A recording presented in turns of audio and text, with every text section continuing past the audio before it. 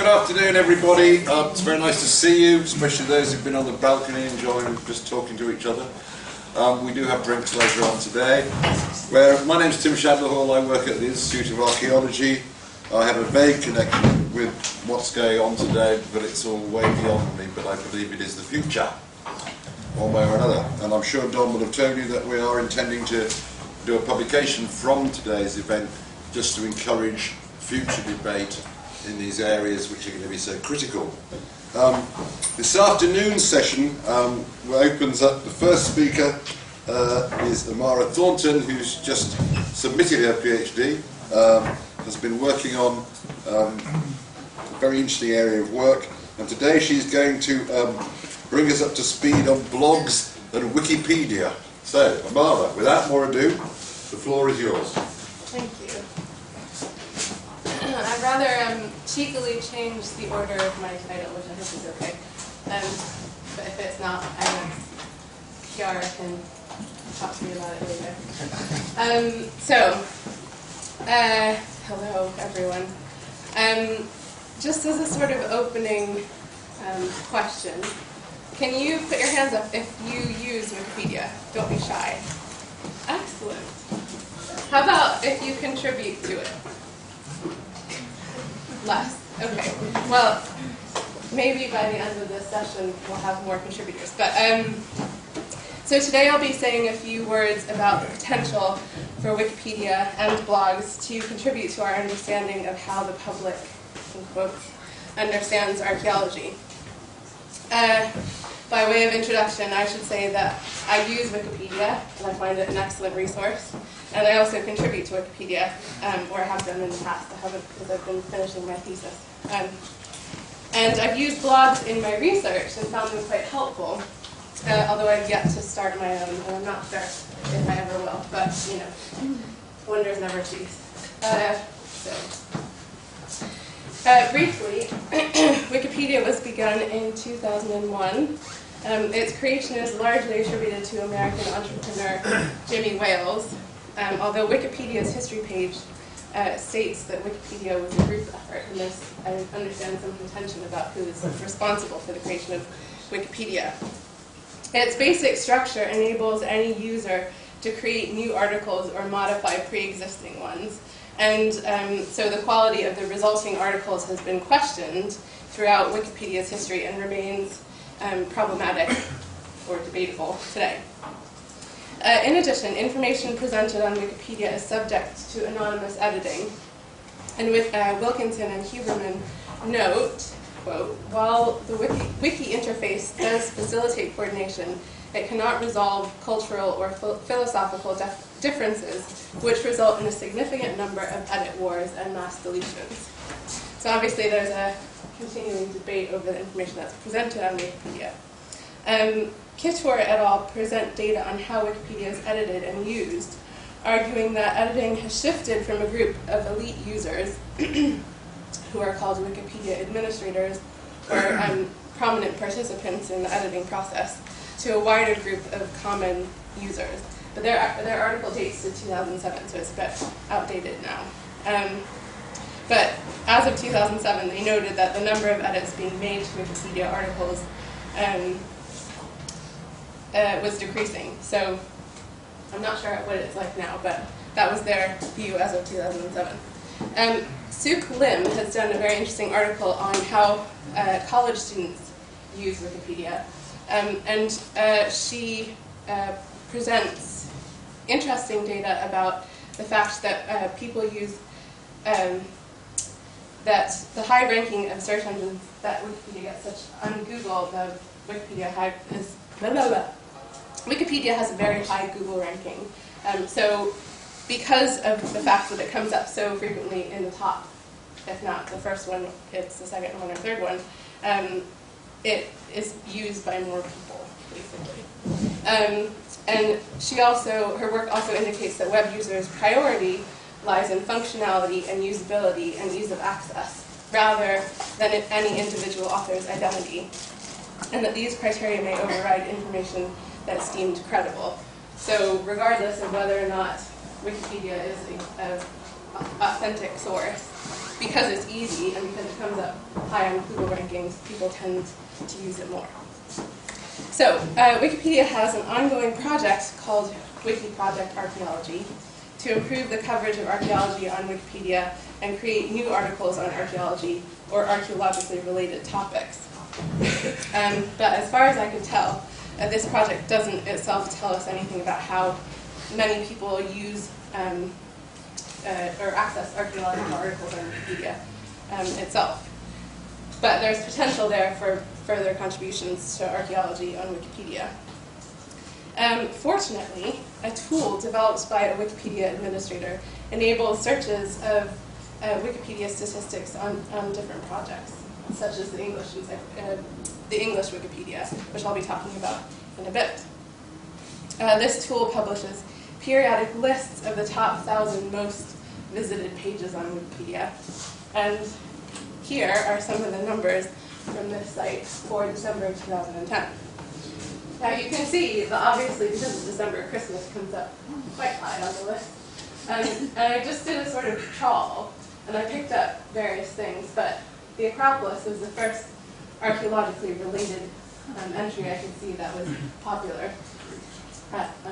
There's quite a lot of Greek influence anyway, so that's as of December 2010. So obviously these things are quite topical, and they do shift depending on what's going on at the time. You know, if there's something blowing up in Egypt, for example, it might be more popular than something else.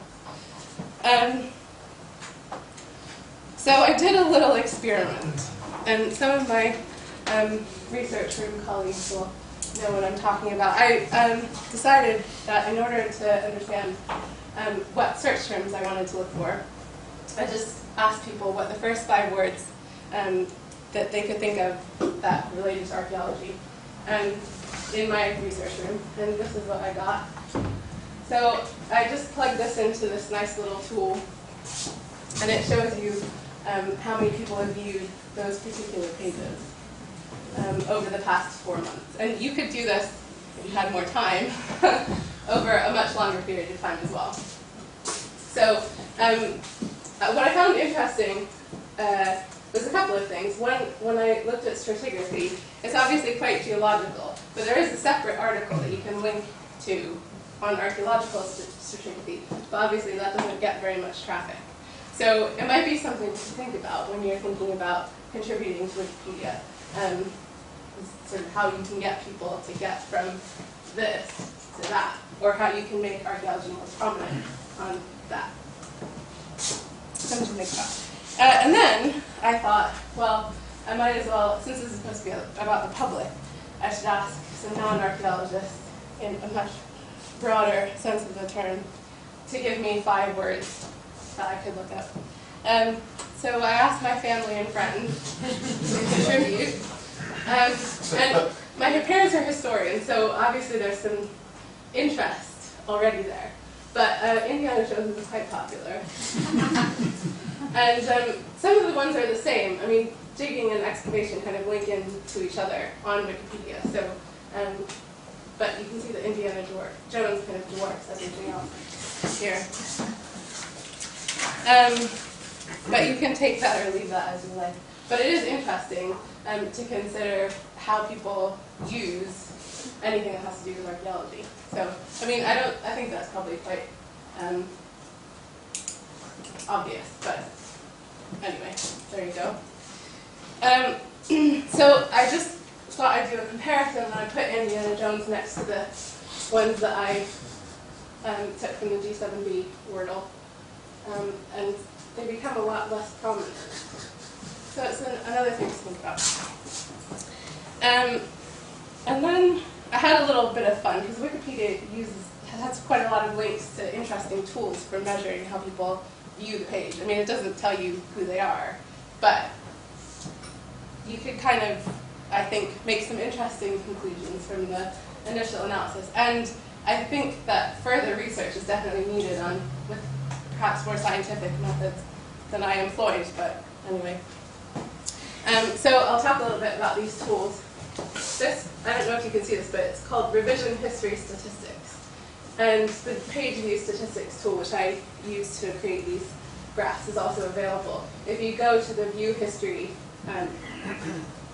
whatever you call it, tag thing, on a Wikipedia entry, this happens to be Angkor Wat. But it'll have this for every entry. And you can click this button, and you get a whole load of other statistics that you can use to assess how people use archaeology on Wikipedia. So I created a graph with a group of archaeological sites that I tried to be as geographically broad as I could. And I did basically the same thing with tracing how many people used the page over 4 months, January to April this year. And as I say, you can do this with a whole lot of other things as well. Rome, I realize, is probably quite a broad term. So there is also ancient Rome in here, which you see is a lot less popular, but still fairly popular when it comes to, it's as popular as the Colosseum, which is in Rome actually, or Stonehenge. Anyway, so you can remember that as you like. But as I say, there's a lot of tools on Wikipedia to help you try to start to understand how people use Wikipedia. And there's also some technical hitches with Wikipedia as well. When I put in terracotta warriors, it automatically redirected me to army. So there are those sort of little things you have to keep in mind.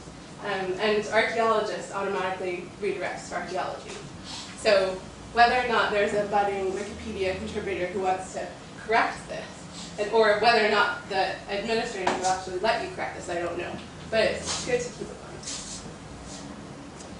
mind. So one of the interesting statistical things that you can do on this revision history statistics page is look at the number of revisions that have taken place on different articles and how many users, that is how many editors, each article has. And then I've put in the Wikipedia traffic ranking as well. So the lower this yellow bar is, the higher number it is on the ranking. So a low yellow bar is good, meaning that a lot of people will view the page. If there's a high number of revisions, it means that there are quite a lot of edits being done on this particular page. And a high number of users obviously means that a lot of people are, or maybe it's just the same person, it's quite hard to tell.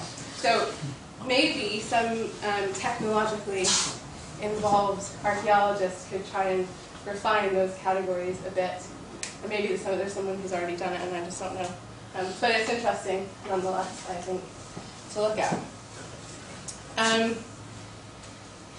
And then it also tells you when it was first edited, when it was last updated, and what I did a sort of brief Google ranking diagram. So one of the first articles that was created that's related to archaeology of my list was Stonehenge, created in 2001.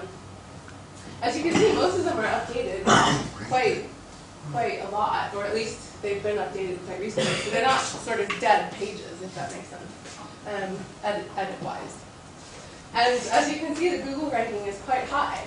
I mean, Stonehenge, I think the English Heritage site is above Wikipedia, and maybe another couple that are related to English Heritage. But it's still number 4, and most of them are 1 and 2. So it's interesting to keep in mind that if you're going to edit Wikipedia, or look at Wikipedia, Google ranking is quite important in the grand scheme of things. And I'm not sure how this works with other search engines because I'm kind of a Google person. So a more technologically savvy person who knows more about these things could probably do a wider survey on this, but I think it's quite interesting to think about. Another thing that I discovered when I was doing the research for this is that now Wikipedia and Facebook have gotten together and done a sort of community page scenario. So basically Wikipedia entries are being put onto Facebook on these community pages, and you can access Wikipedia through Facebook. And basically if you click on any of these things, they'll take you to Wikipedia. So it won't take you to another Facebook page with that entry. It'll take you to Wikipedia. So I'm not entirely sure. This is fairly recent. It was April 2010 that they made this agreement. So this is all fairly new. Well, it's now a year old, but I think it's an interesting thing to think about how to trace how people use archaeology, or at least how people use Wikipedia, because you can see that 6 people like John Garthing, so that's nice for him. But if you look a bit further, Flinders Petrie is a lot more popular. 217 people like Flinders Petrie on Facebook.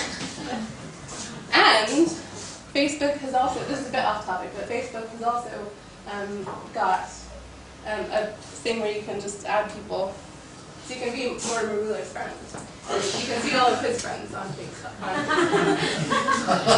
So it's an interesting thing to think about. In terms of trying to see how many people access information about Mortimer Wheeler, maybe there's something there. Gordon Child is the most popular, 986 people.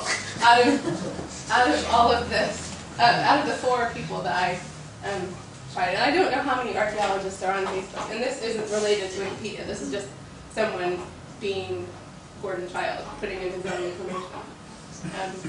So there's a lot of potential there.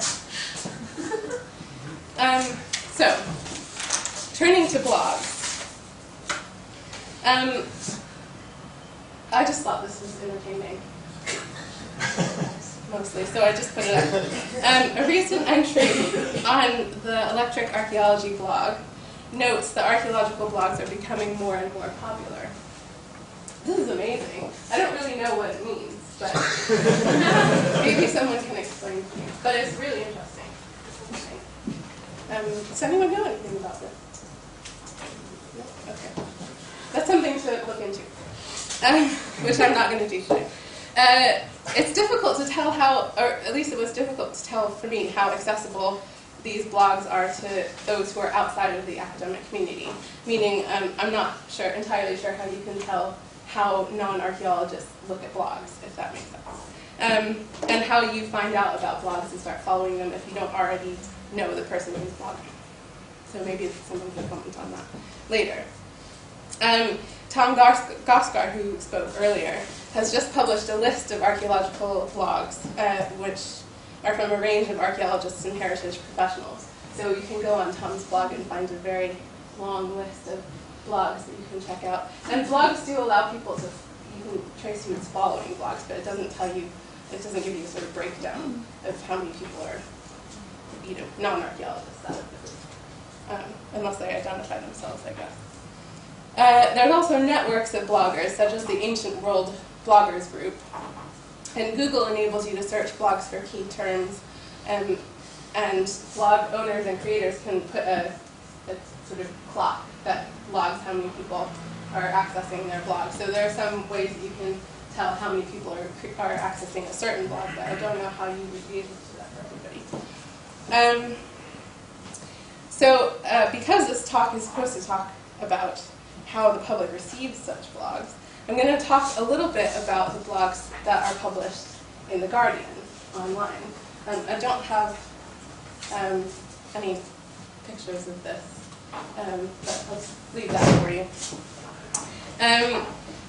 The Guardian publishes a science section, and on that science section you can find blogs that are either guest blogs by other people who are not Guardian columnists, or Guardian columnist blogs about archaeology. But what you can do on these blogs is see how many people have commented on them, which gives you a good idea of how the blogs are being received by the public. But you can also see how many people have tweeted a link or whatever to the article or blog that's online. And you can see how many people have shared it on Facebook. So there are ways for you to gather information about how people are accessing these blogs. For example, a recent blog by Guardian art critic Jonathan Jones, entitled "Who Are the Coptic Christians?", which was published last Wednesday, as of Friday when I was putting this together, had generated 153 comments, 73 tweets, and it was shared by 467 people on Facebook. And the blog contained a link to the Petrie Museum and references to some material found in archaeological contexts. So I think there was a reference or a link to a pair of shoes from ancient Egypt, which were in the Viennese collection or something like that. It also represents the timeliness of such a piece just a few days after violent clashes between Copts and Muslims in Cairo. So it was quite a sort of relevant topic for people to be commenting on at that point. Another blog entitled "Did Aliens Establish a Primitive Postcode System in Ancient Britain?" which was posted on The Guardian on the 21st of April, generated only 31 comments and 88 tweets, but it was shared by 728 people on Facebook. So there's an interesting sort of, maybe people just didn't want other people to know that they were commenting on this article, but they were willing to share it on Facebook because it's potentially more anonymous, I don't know. But anyway, that's some more data for you. A more nuanced blog by Richard Sugg of Durham University's English department explains some of the historical context behind drinking from human skulls, following an article on drinking vessels made from skulls that were found by archaeologists in Cheddar.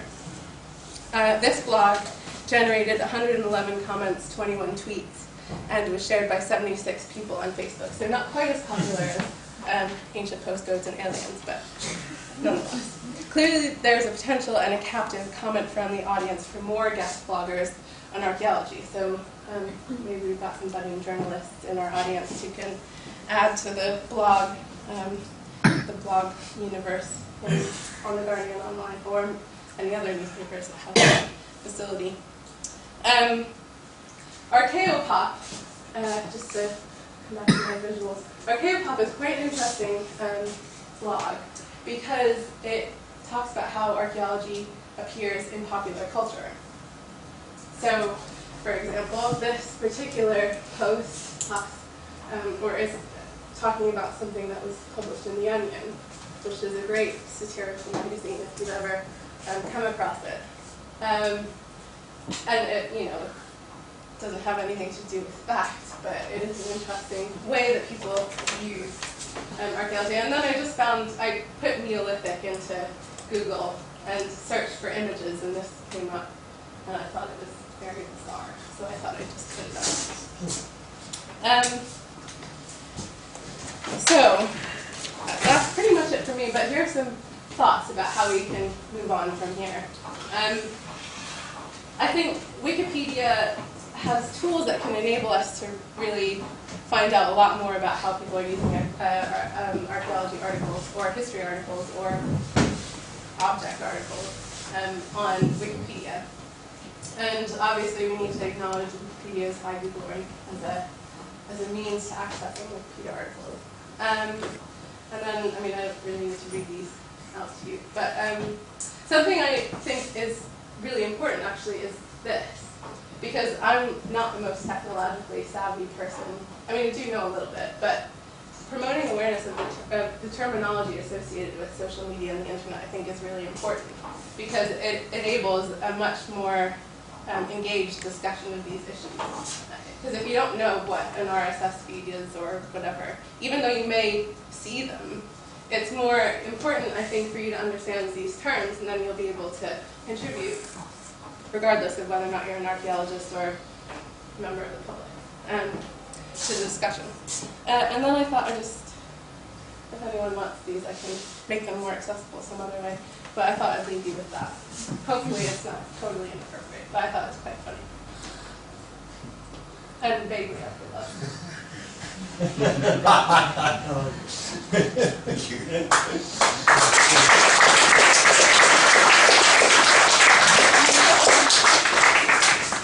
Thank you, Amara. We've got time for one question. Anybody in the audience want to ask a question?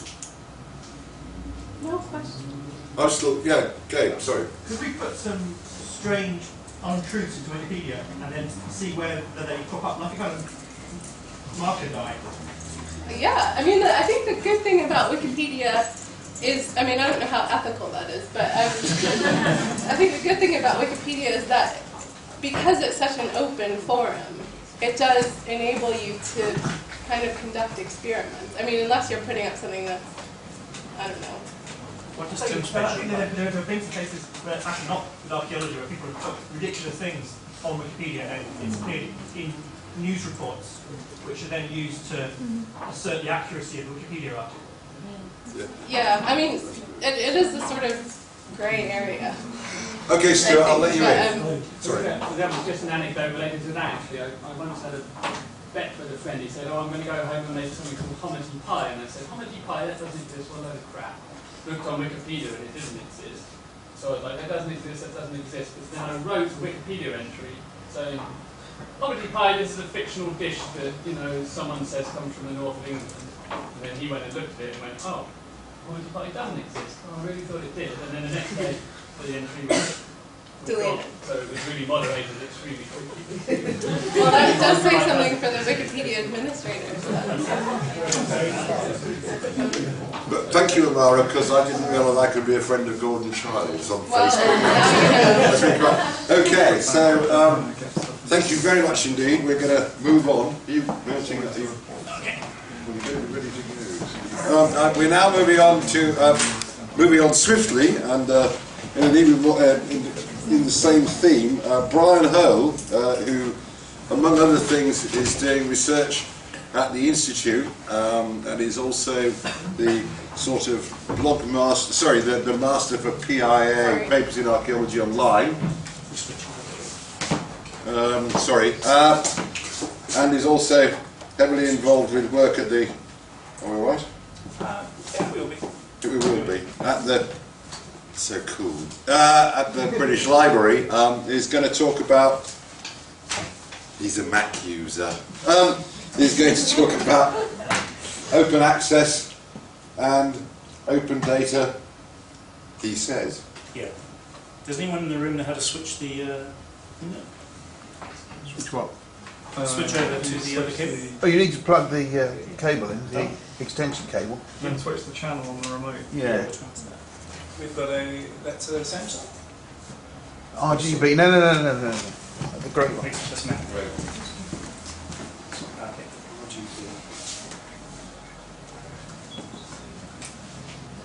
Yes, that's it. Yeah. Okay, so Brian, Thank you. the floor is yours. Thank you.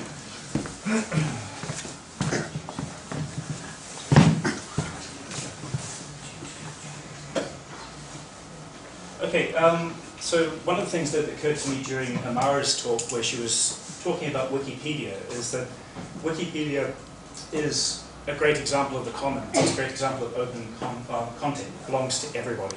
So there are no restrictions on who can access it or edit it. And it makes you think, I mean, how many people here know somebody who, well, 20 years ago, you might have known a lot of people who sell Encyclopedia Britannicas. Yet now today, I bet you don't know a single person. Point is that the paper version of the encyclopedia is pretty much dead. And you probably don't know too many people who are involved in making proprietary encyclopedias either. But Wikipedia has something like a 90% market share. So open electronic material has taken over. And my argument is that in the case of open access with journals and with data as well, this is a major trend which is coming. It's something which is going to determine the humanities and archaeology's the way we work, the way we disseminate information, the way we interact with the public in a big way. Out of interest, with a room full of archaeologists, can anybody give me a rough identification of this object, this artifact? Yes? Not an archaeologist, but I think, isn't it got a Shiva? Yep, Shiva. Okay. And do you know what Shiva stands for, or what Shiva's role is? Creator and destroyer of worlds. Yeah. So known as the destroyer, but also the transformer. And what I wanted to really do is put Shiva in the context of open access and open data, saying the way we do things and the way we've interacted with ourselves and with the public has existed for a long time, but it's about to change. And we shouldn't see it as a destruction, we should see it as a transformation. And an inevitable one, and we need to understand this transformation in order to survive in this world. So, zoom in. Oh, it's going to work. just restart. This is my first Prezi presentation, so some people might get a little bit motion sick. That's a warning. Good. Okay, I think it's just going to go by itself. Okay, cool, and those things will just disappear. So, I'm going to move around Shiva and try and get into the topic. So, my first point is that in order to understand this, we have to understand that the way we disseminate information within our field and to the public is changing, and that e-publishing is something that's taking over. So there have been a lot of studies done. For example, the RIN has done a project on e-journals and the way that they're used. And one of the things they demonstrate is that paper journals are disappearing and electronic journals are massively increasing. So if you publish something in a paper-only journal today, the odds of someone reading it aren't very high, let alone anybody finding it. And we have the same thing with ebooks. So we have a study by the JISC, which shows that, and I'll just read it for you, 65% of teaching staff and students in the UK have used ebooks, and that they recommend the time is right for a major expansion of library provisions. So we're going to see the way the libraries spend money and make information available to us and to the public is going to change rapidly.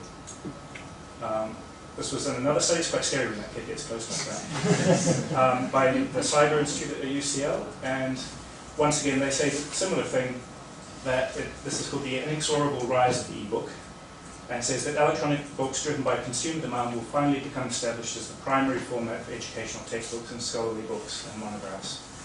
So once again, it's the same thing with the book.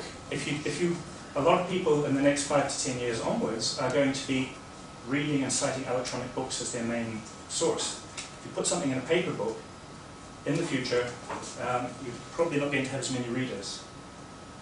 So, and at the same time, researcher behavior, she gets a bit blurry, but researcher behavior is changing as well. And this is very, very important. Research, and when I did this, I wasn't thinking so much about the public, but it's the same thing. The public's behavior is changing as well. So this shows, it's very difficult to read, obviously nobody here can read that, but the age differences are very important. So young people don't go to the library, older people do. This is happening, this was a study from, I think it was last year, but they do use Google and they do go to electronic tables of contents and so forth. And that's a trend that's going to accelerate. That was with young researchers at 10 UK universities, I think, including UCL. But it's the same thing for faculty. And this article, which I can't read quite there, but it says something that in this green section that faculty tend to read electronic resources something like a factor of 3 of the paper ones now. And the paper ones, they do read the ones they have a physical subscription to. So the 5 or 6 journals that cause a fire hazard in their offices. So, now there's a reason that's all happening. It has major benefits for us and for the public. Now this is I think it's from the Journal of Archaeological Science or something like that. What you can see is right down the bottom it has a DOI. And that's a permanent identifier for the article, which means it can always be accessed. No matter whether the URL that the publishing company keeps it on changes or not, that number will always get you to the article. And if everybody, as a typical behavior in the sciences today, uses that number when they cite you, they put it in their references, people will be able to track the fact that your article is popular and where it's being used. So, and at the same time, they can tell you, for example, in a science journal, this isn't something we're yet good at in humanities, they can tell you who's citing you and what context they're citing you in. You can see this article was cited 47 times. That's just in the journals that are indexed and they're following. So, very useful, and what it means is the journal can now be given a ranking based on how popular all of its articles are.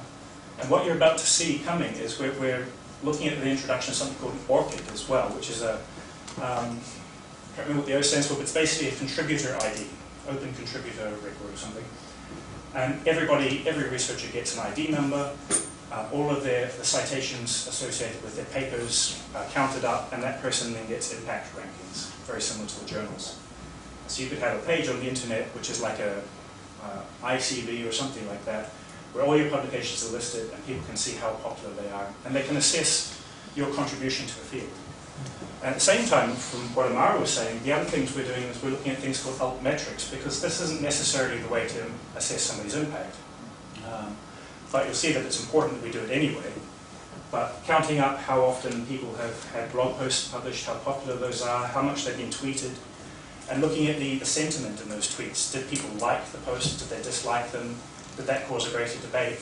Those are ways of really assessing how you contribute.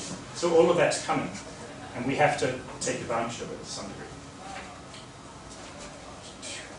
And it's also important for what was the RAE and what's now the REF.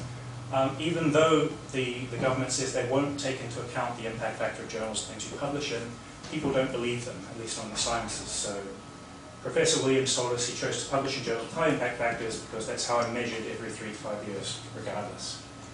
And funding bodies, certainly in the sciences, maybe the HRC doesn't entirely, but they do look at the impact factor and the other statistics around their articles. So, you know, for us to measure up against the sciences, we have to start playing the same game.